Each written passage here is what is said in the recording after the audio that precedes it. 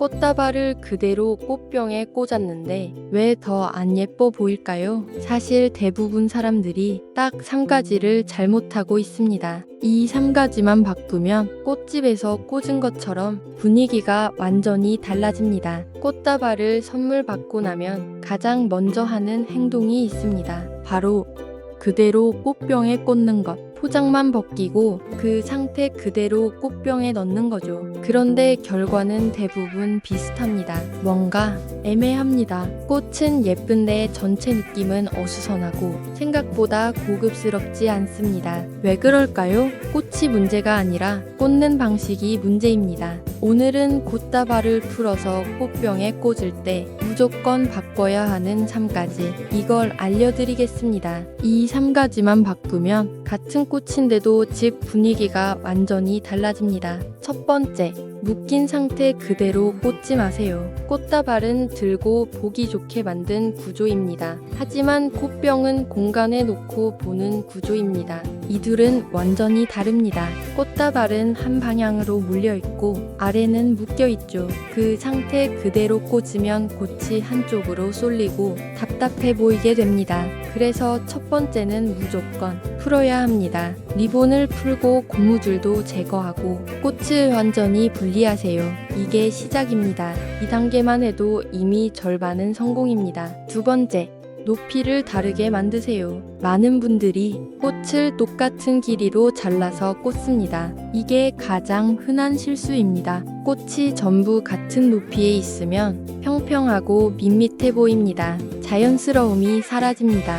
꽃은 원래 자연에서 자라는 형태가 다 다릅니다. 그래서 꽃병에 꽂을 때도 높이를 다르게 해야 합니다. 기준은 간단합니다. 중심꽃은 가장 길게, 주변꽃은 중간 길이, 필러꽃은 가장 짧게, 이렇게만 해도 훨씬 입체감이 생깁니다. 여기서 중요한 포인트 하나, 완벽하게 맞추려고 하지 마세요.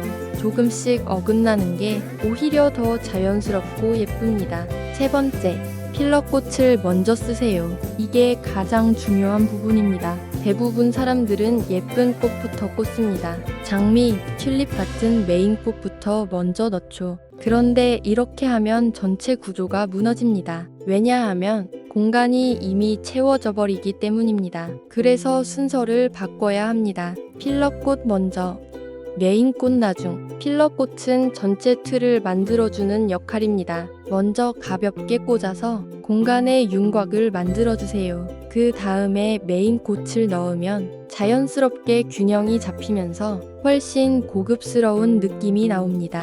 이 차이가 정말 큽니다. 필러꽃 꽃다발의 가장 큰 장점 중 하나는 활용이 자유롭다는 점입니다. 꽃다발 그대로 두어도 예쁘고 꽃병에 나눠 꽂아도 예쁘고 작게 나눠 여러 공간에 두기도 좋습니다. 특히 필러꽃은 작은 꽃병에도 잘 어울리고 단독으로도 분위기를 만들 수 있습니다. 그러니 너무 정리하려고 하지 마세요.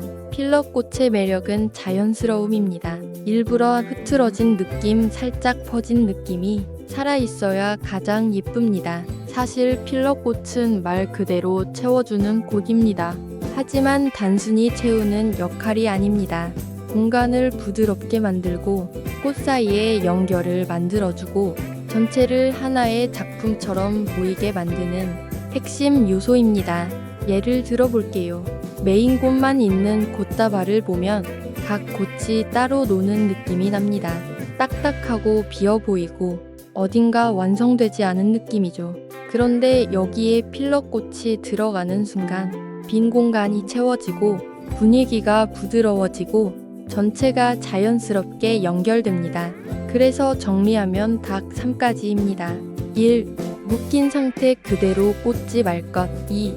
높이를 다르게 만들 것. 3. 필러꽃을 먼저 사용할 것. 이 3가지만 기억하면 꽃다발이 아니라 집을 바꾸는 인테리어 오브제가 됩니다. 마지막 한 가지 팁. 꽃병 선택도 중요합니다.